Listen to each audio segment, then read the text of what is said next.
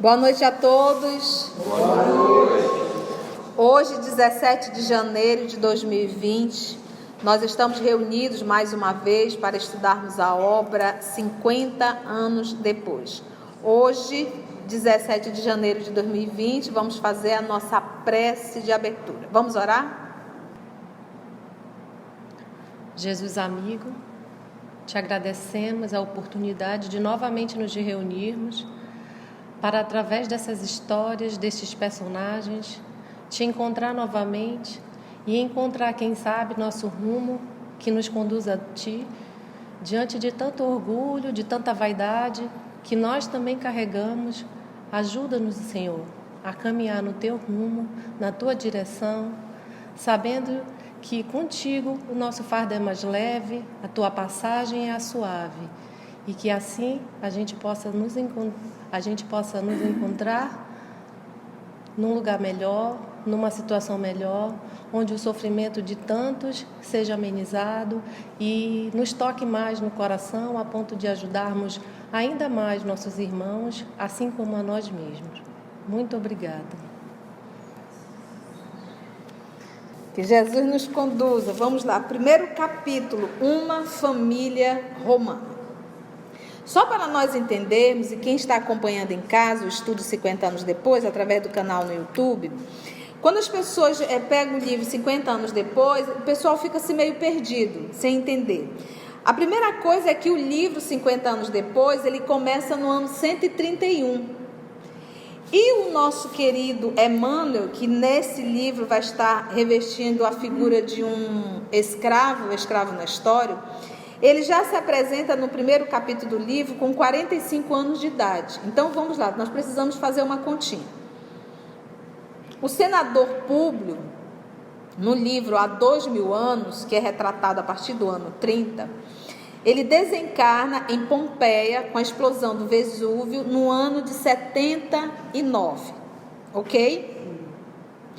O livro começa em 131, ele já com 45 anos. Então, se nós fizermos uma conta rápida, o tempo que separa de 79 para 131 são 52 anos. Se ele me apresenta já com 45 anos, isso quer dizer que ele passou 7 anos na erraticidade, tá bom?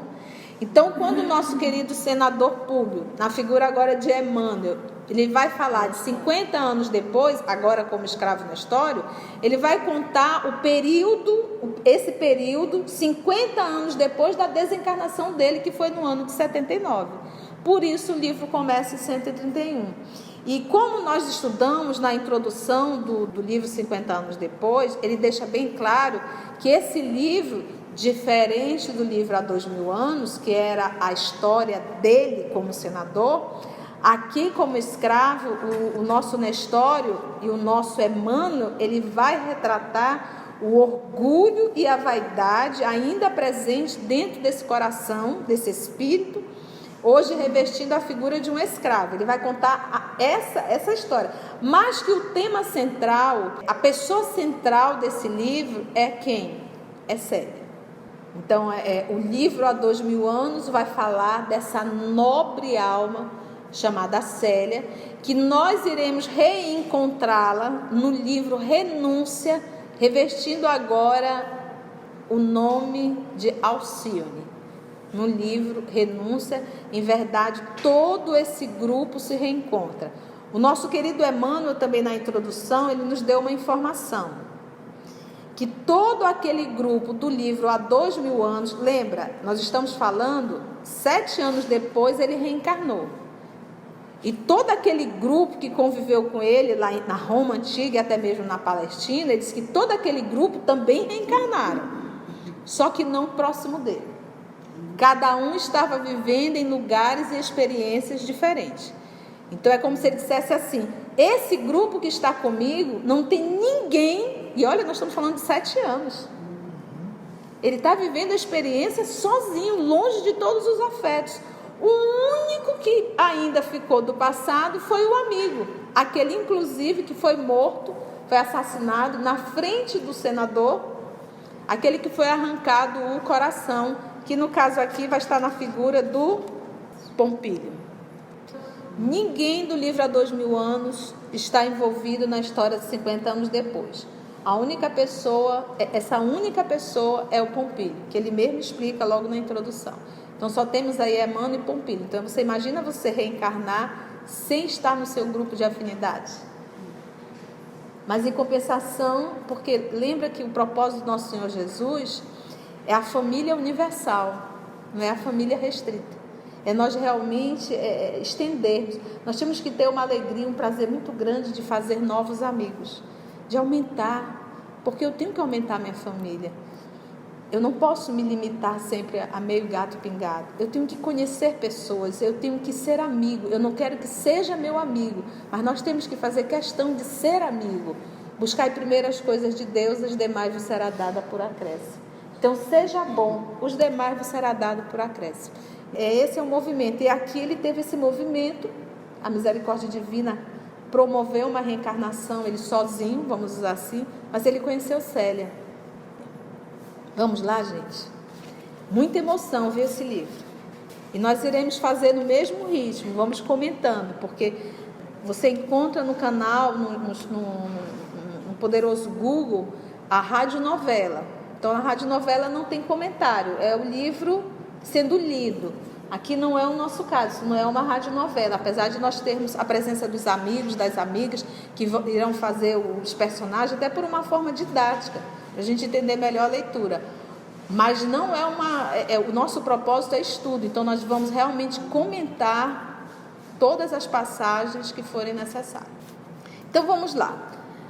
Varando a multidão que estacionava na grande praça de Esmirna, na Turquia, tá? Hoje na Turquia, em clara manhã do ano de 131 da nossa era cristã, marchava uma porção de escravos jovens e atléticos, conduzindo uma liteira. Para nós que já assistimos filmes romanos, nós sabemos que são aqueles escravos sustentando, é uma liteira, né? Como se fosse um carro, vamos dizer assim, mas na verdade as rodas, o motor eram quem? Os escravos, né? E a pessoa ali deitada, comendo uma uva, tinha um paninho para evitar que entrasse o sol, a poeira ou até mesmo a privacidade, né? Era desconfortável, inclusive, para quem estava ali dentro, porque apesar dos escravos estarem correndo, eles corriam, aquilo deveria saculejar, deveria ser algo desagradável, né? Ainda bem que hoje nós temos o carrinho. Mas na época era chique, e não bastava só andar de liteira, tinha que ser uma liteira chiquérrima. Não mudou, então hoje não basta um carro, tem que ser um carro chiquérrimo. Então a gente vê que os nossos valores ainda são o quê? Os mesmos. Então ele diz, marchava uma porção de escravos jovens e atléticos, conduzindo uma liteira rica, olha como Emmanuel é danado, ricamente enfeitada ao gosto da época. Então tinha rococó para cá, rococó para ali, panos para ali, pedrinhas, né? Não mudou, a gente percebe que não mudou, só que hoje é caro. De espaço a espaço, ouviam-se as vozes dos carregadores exclamando: lugar, lugar. Deixai passar o nobre tribuno Caio Fabrícios, lugar para o nobre representante de Augusto, lugar, lugar. Era a buzina da época. Então você imagina aquele monte de gente passando, então os escravos carregando, eles iam, além de carregando, eles iam gritando: dê espaço, né? Ouvia-se as vozes, diz o nosso querido, carregadores exclamando: deixai passar o nobre tribuno Caio Fabrício. Então era a buzina, tipo assim, sai da frente porque vem um bambambam romano. Então hoje, quando vai um governador, quando vai um prefeito, vai uma comitiva, aí põe aquele monte de carro preto, branco, sei lá, e aí vai o que na frente? Os batedores, não vai? Buzinando para todo mundo. Então não mudou, ainda continua as mesmas pompas. Quem fazia isso era o escravo, que ele, além de correr, ainda era o batedor, ainda tinha a buzina dele: sai da frente, e ai de quem não saísse, porque eles não podem perder tempo, o povão pode.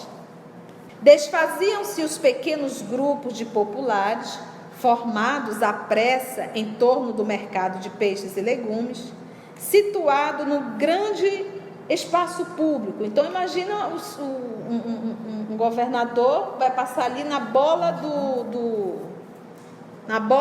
agricultor, meio-dia.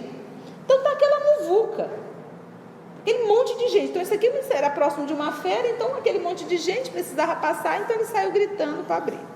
Quem mais que vinha aí? Desfaziam-se os pequenos grupos de populares formados à pressa em torno do mercado de peixes e legumes, situado no grande espaço público, enquanto o rosto de um patrício romano surgia entre as cortinas da liteira, com ares de enfado a observar a turba barulhenta. Então você pensa, ele abriu assim aquela cortina com aquela cara azeda, né? Chata, né? Assim, antipático. E não era ele que estava carregando, não. Ele estava sendo carregado e estava enfadado, né? É mais ou menos, você está dentro de um carro elegante, com ar-condicionado e com cara de nojo. Esse trânsito insuportável, e tu olha, o coitado está no carro lá, os vidros todos abertos.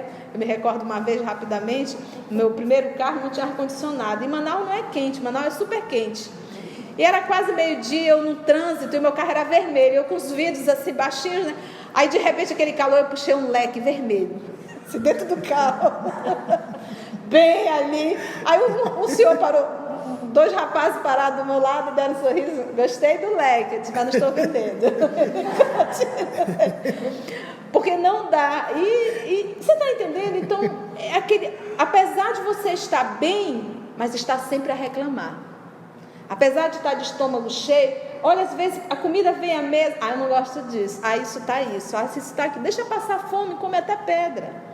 Então, apesar dele estar sendo carregado pelos escravos, essa cara de nojo, de sempre estar reclamando de tudo que recebe da vida.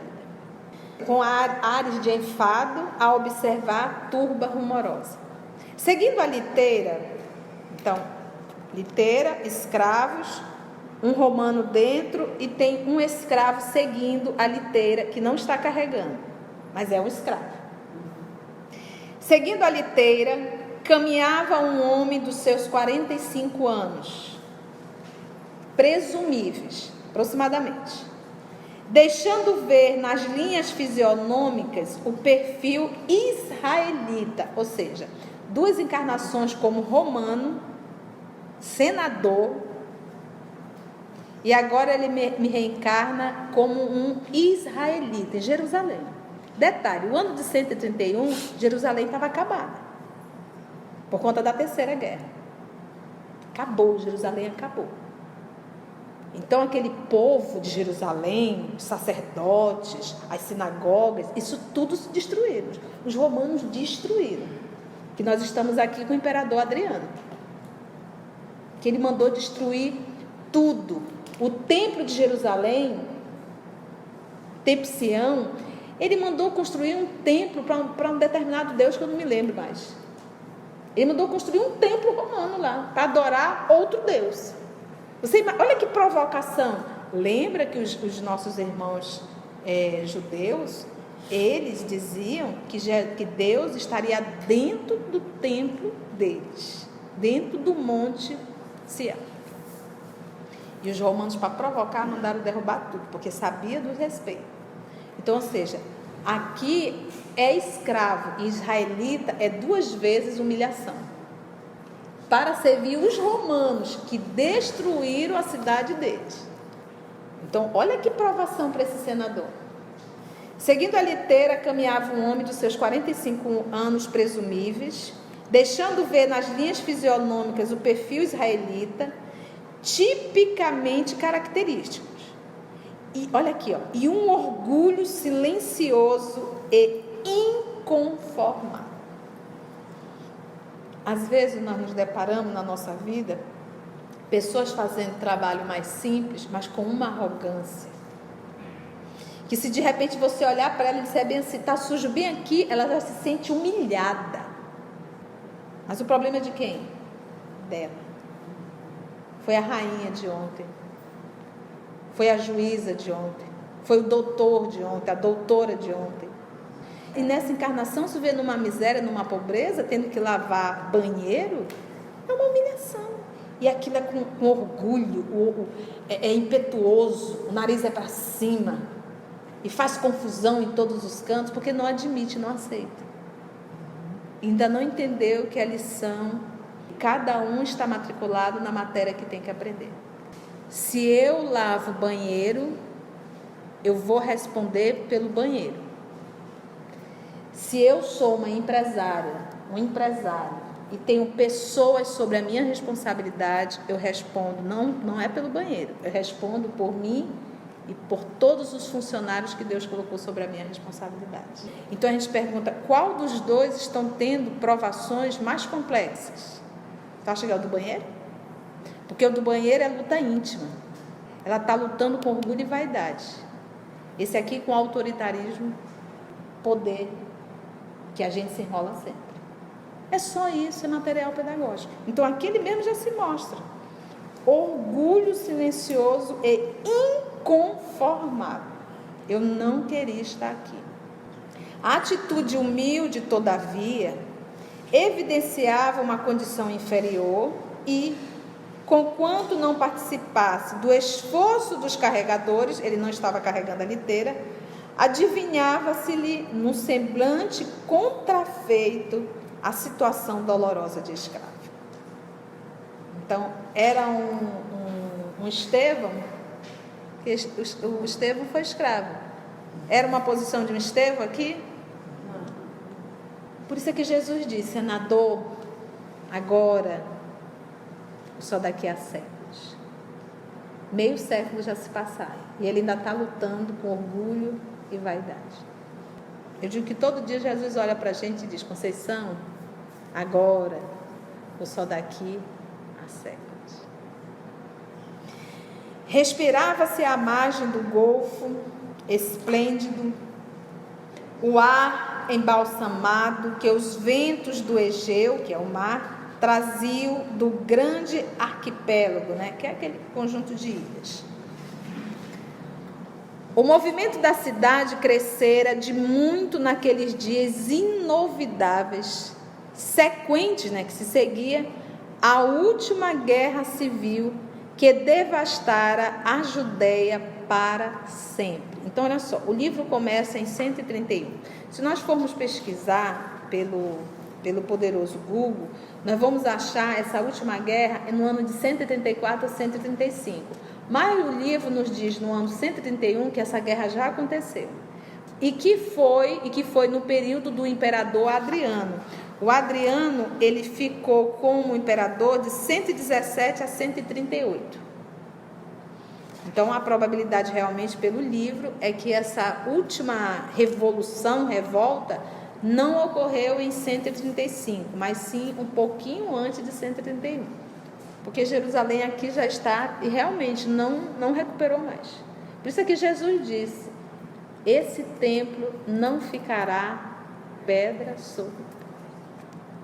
Jesus avisou. Por isso que ele diz, uma guerra civil que devastara a Judéia para sempre. Para sempre. Milhares de peregrinos invadiam a Judéia por todos os lados, fugindo aos quadros terrificantes da Palestina, destruída pelas calamidades da última revolução aniquiladora dos derradeiros laços de coesão das tribos laboriosas de Israel, desterrando-as da pátria. Porque lembra que era dividido em tribos. Acabou.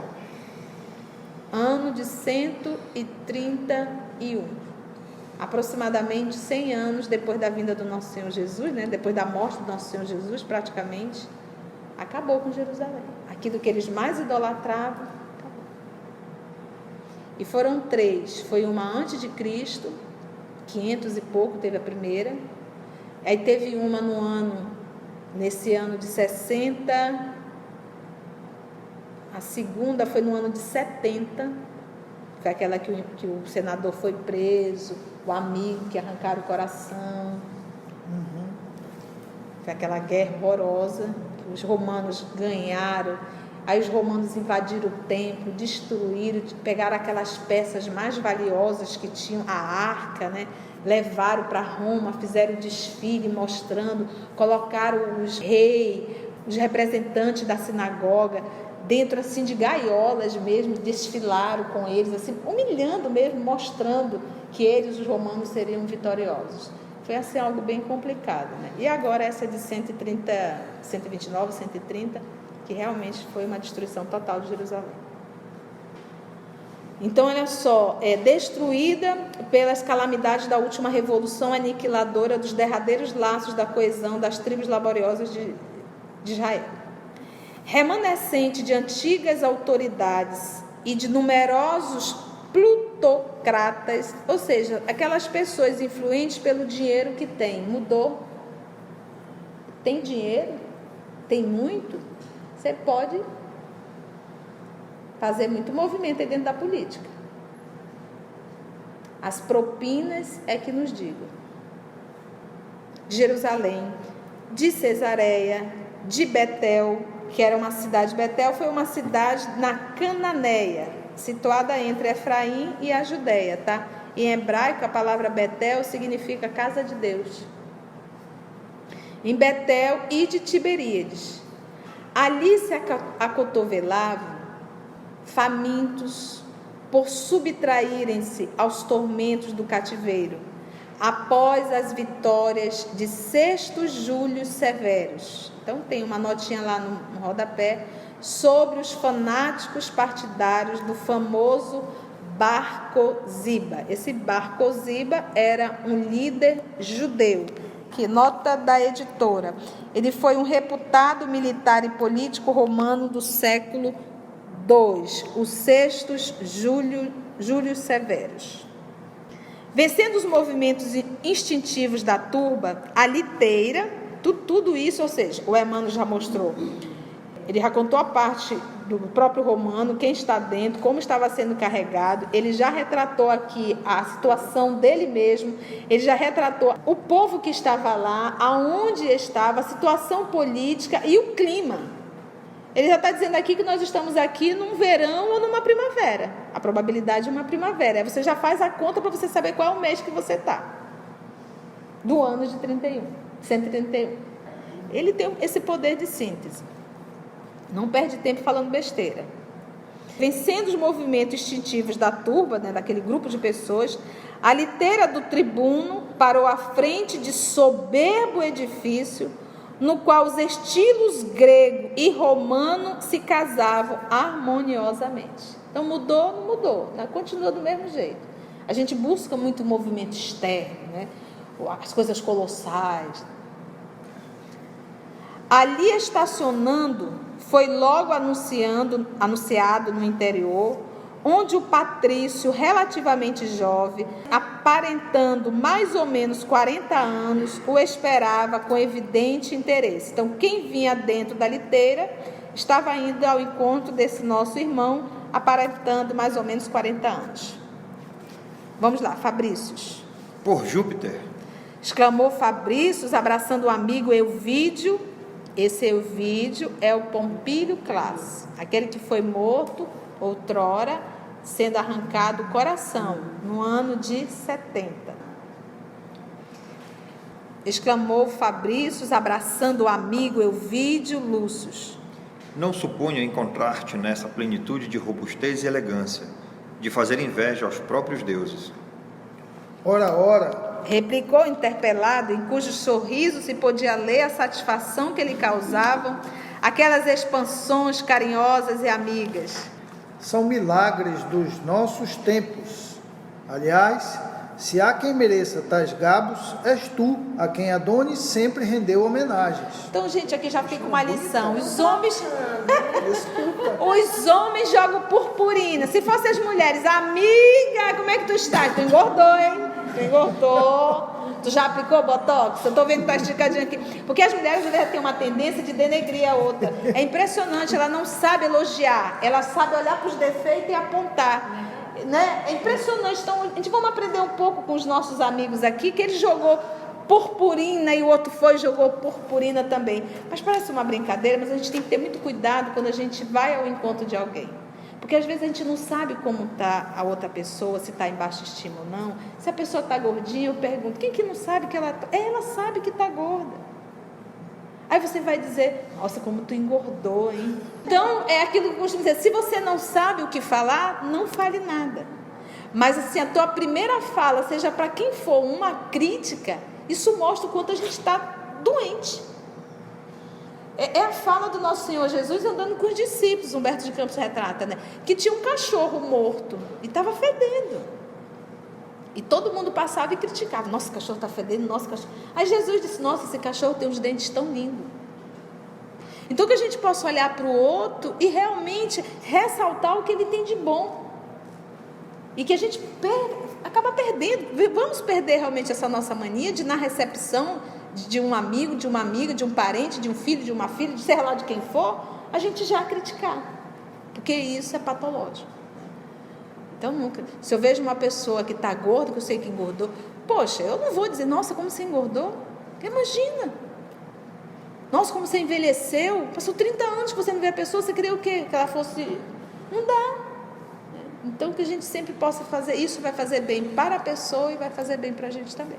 Neste momento, um escravo ainda moço trazia a bandeja de prata, na qual se alinhavam pequenos vasos de perfume e coroas da época, adornadas de rosas. O rococó. Euvídio Lúcio servia-se cuidadosamente de uma delas, enquanto o visitante agradecia com leve sinal de cabeça. Quem é o dono da casa? Euvídio. Muito bem. Quem é o visitante? Caio Fabrício. Muito bem. Vamos lá, o anfitrião. Mas houve.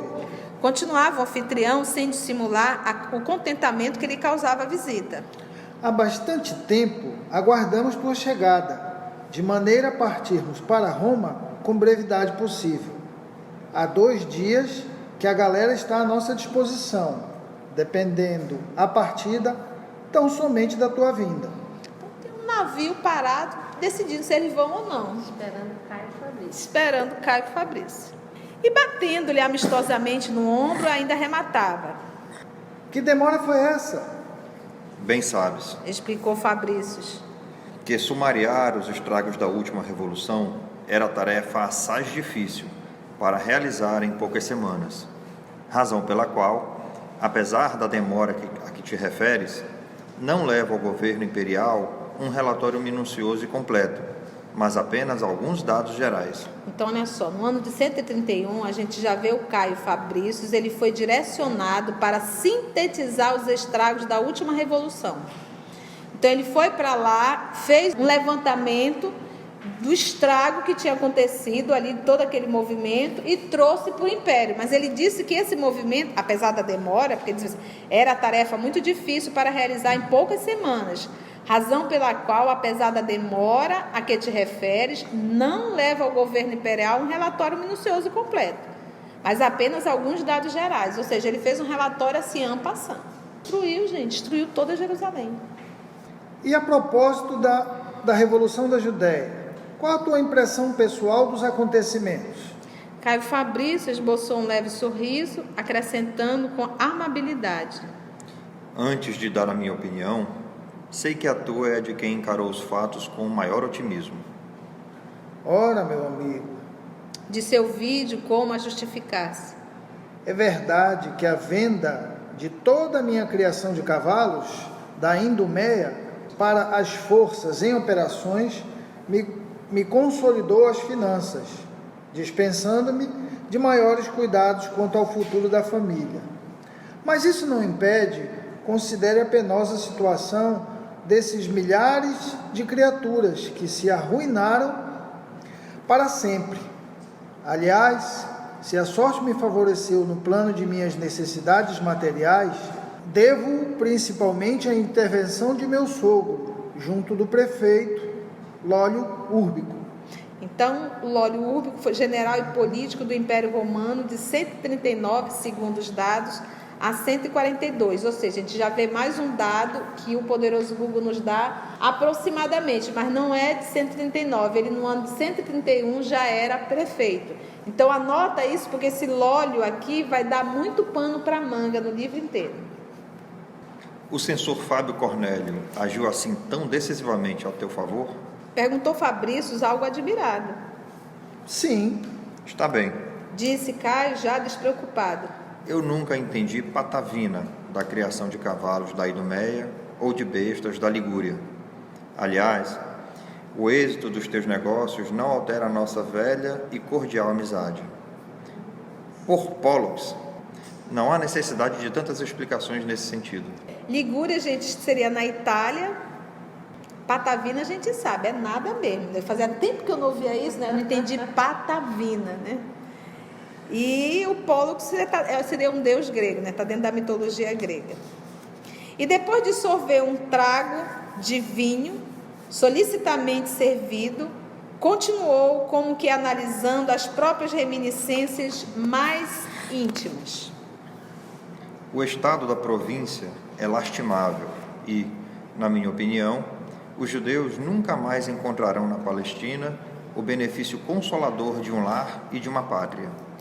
Em diversos reencontros, morreram mais de 180 mil israelitas. Gente, 180 mil israelitas. Acabou. A Palestina era uma província romana. Eles destruíram. Em diversos reencontros, morreram mais de 180 mil israelitas, segundo o conhecimento exato da situação. Foram destruídos quase todos os burgos. Burgos, perdão, são aldeias, tá, gente? Aldeias, casa nobre, vizinhança da cidade, tudo. Na zona de Betel, a miséria atingiu proporções inauditas. Famílias inteiras, desamparadas e indefesas, foram covardemente assassinadas. Enquanto a fome e a desolação operam a ruína geral, chega também a peste, oriunda da exalação dos cadáveres insepultos. Jamais imaginei rever a Judéia em tais condições. Sou da Palestina, a Judéia. Aí você pensa, nossa, que coisa horrível. Mas a gente está vivendo essa cena hoje de novo. A Síria que eu digo. A gente está revivendo isso aqui, a gente acha... Mas está lá. O Oriente Médio ainda continua gritando esse tipo de situação. Nós estamos falando de 10 anos de guerra. Crianças marcadas pela guerra. Mas a quem deveremos inculpar do que ocorre? O governo de Adriano não se tem caracterizado pela retidão e pela justiça? Perguntou Elvídio Lúcio com grande interesse. Lembra que Adriano era o imperador. Não posso afirmá-lo com certeza. Revidou Fabrícios atencioso. Todavia, considero pessoalmente que o grande culpado foi Tineius Rufus, legado pretor da província. Sua incapacidade política foi manifesta em todo o desenvolvimento dos fatos.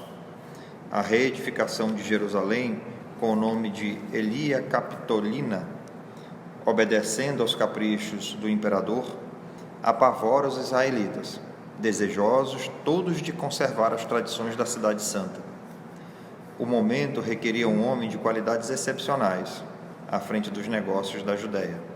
Entretanto, Tineius Rufus não fez mais que exacerbar o ânimo popular com imposições religiosas de todos os matizes, contrariando a clássica tradição de tolerância do império nos territórios conquistados. Nós vamos parar aí. Por que ele diz contrariando? Porque lembra que o propósito romano, o propósito da espiritualidade com os romanos, nesse movimento de administrar as províncias romanas, a espiritualidade tinha um desejo, é que tudo se transformasse em um só país.